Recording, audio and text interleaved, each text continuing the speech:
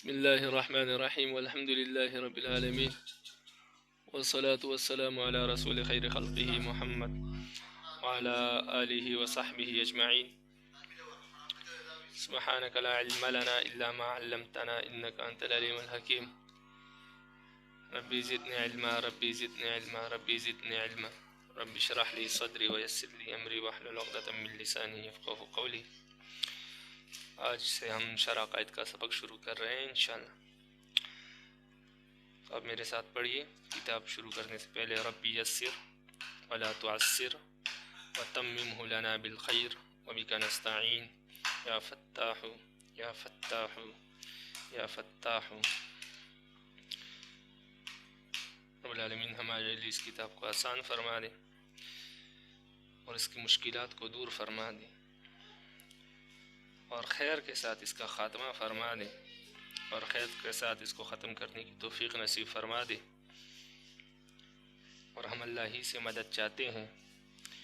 یا فتاح یا فتاح یا فتاح، اے مشکلات کو حل کرنے والے، اے مشکلات کو دور کرنے والے اور مشکلوں کو آسان کرنے والی ذات.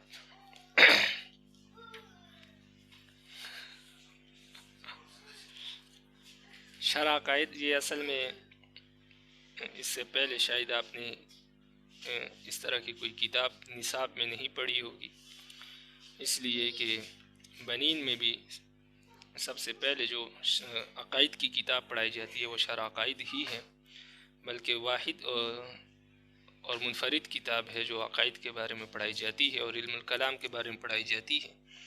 پورے نصاب میں یہ واحد کتاب ہے جو عقائد کے متعلق ہے. اصل میں قرآن اور احادیث، قرآن کی آیات اور احادیث دو قسم پر ہے. ایک ایسی ہے کہ جن سے عقائد ثابت ہوتے ہیں، یعنی وہ چیزیں ثابت ہوتی ہے جن پر ایمان رکھنا ضروری ہے. اگر ان چیزوں پر ایمان رکھنے میں کمی واقع ہو جائے تو انسان اسلام سے خارج ہو جاتا ہے اور کفر میں داخل ہو جاتا ہے. اسی طرح یا اس چیزوں میں کمی آ جائے تو منافقت پیدا ہو جاتی ہے یا زندیقیت پیدا ہو جاتی ہے اگر دل سے ان چیزوں کو نہ مانے اور زبان سے اس کا اقرار کرے. لیکن جو اعمال سے تعلق رکھتے ہیں، اگر اعمال میں کمی زیادتی آ جائے تو اس سے الحاد یا بدعت پیدا ہوتی ہے. اب قرآن مجید کی وہ آیات جو اعمال سے تعلق رکھتی ہے یا وہ احادیث جو اعمال سے تعلق رکھتی ہے وہ تو فقہا کا کام ہے. فقہا نے ان سے مسائل نکالے ہیں اور مسائل نکالنے کے بعد پھر اس کے دلائل وضع کیے ہیں، یعنی وہ آیات اور وہ احادیث دلائل میں پیش کرتے ہیں. اسی طرح علم الکلام کے جو ماہرین ہیں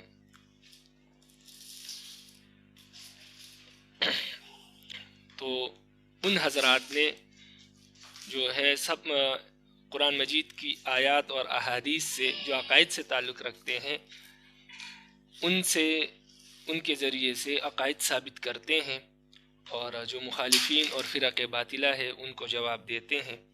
تو یہ علم، جس علم کے ذریعے سے عقائد ثابت ہوتے ہیں، قرآن اور حدیث سے عقائد ثابت کیے جاتے ہیں اور مخالفین کو اور منکرین کو اور فرق باطلہ کو جو جوابات دیے جاتے ہیں اور ان کے عقائد کی تردید ہوتی ہے، جس علم میں، اس علم کو علم الکلام کہتے ہیں. اس کے بھی اپنے ائمہ ہیں. ہمارے امام جو ہے علم الکلام میں وہ شیخ ابو منصور ماتوریدی رحمہ اللہ ہیں، اور شوافی کے جو مسلک کے ہیں وہ ابو موسیٰ اشاعرہ ہیں. تو ان کے جو ہے اشاعرہ ہے اور احناف جو ہے وہ ماتوریدی ہیں. تو کیونکہ ابو منصور ماتوریدی رحمہ اللہ نے قرآن مجید سے جو عقائد اخذ کیے اور اس پر جو دلائل پیش کیے وہ دلائل ہمارے ہاں جو ہے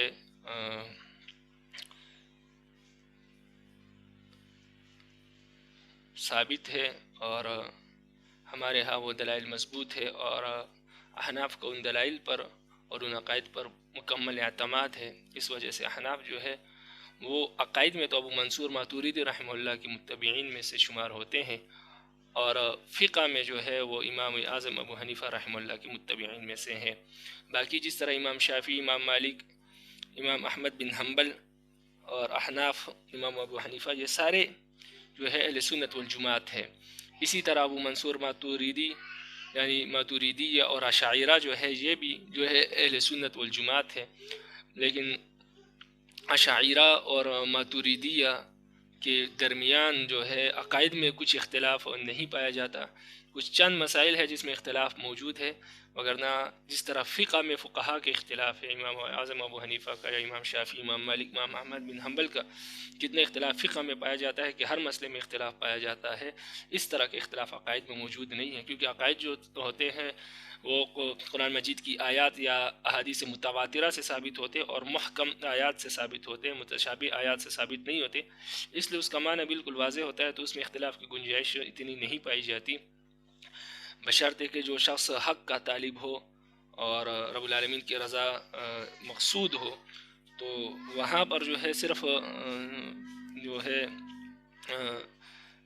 عقائد میں اختلاف اس وجہ سے نہیں آ سکتا کیونکہ وہ بالکل واضح آیت سے ثابت ہے۔ باقی جہاں تک فقہ کا تعلق ہے، فقہ میں بہت سارے مسائل ہے اور بہت ساری احادیث ہے، اور آپ صلی اللہ علیہ وسلم کے اعمال بھی مختلف ہوئے ہیں، شروع میں کچھ اعمال تھے، بعد میں پھر وہ منسوخ ہوئے، پھر کچھ اعمال آگے، لیکن عقائد میں ایسا نہیں ہے۔ عقائد جو ہے وہ دین ہے، اور دین تمام انبیاء کا ایک ہی چلا آ رہا ہے، عقیدہ تقریباً تمام ائمہ کا ایک ہے۔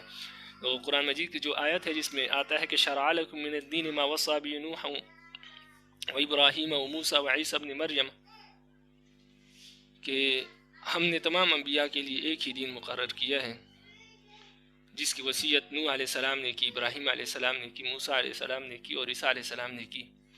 تو وہ جو دین ہے یہاں سے مراد عقائد ہے، اسلام ہے۔ تو دین جو ہے تمام ائمہ کا دین، تمام انبیاء کا دین اسلام ہے۔ باقی شرائع میں فرق ہے، ہماری شریعت شریعت محمدیہ ہے، ابراہیم موسیٰ علیہ السلام کی شریعت جو ہے شریعت موسوی ہے، اور عیسیٰ علیہ السلام کی جو شریعت ہے وہ شریعت عیسوی ہے۔ یعنی مسائل میں تو انبیاء کے اختلاف آ جاتا تھا، کہ جس طرح آدم علیہ السلام کے دور میں بہن بھائی آپس میں نکاح کر سکتے تھے، پھر یہودی اور نصارہ جو عیسائی ہے ان کے ہاں پھر دو بہنوں سے نکاح کر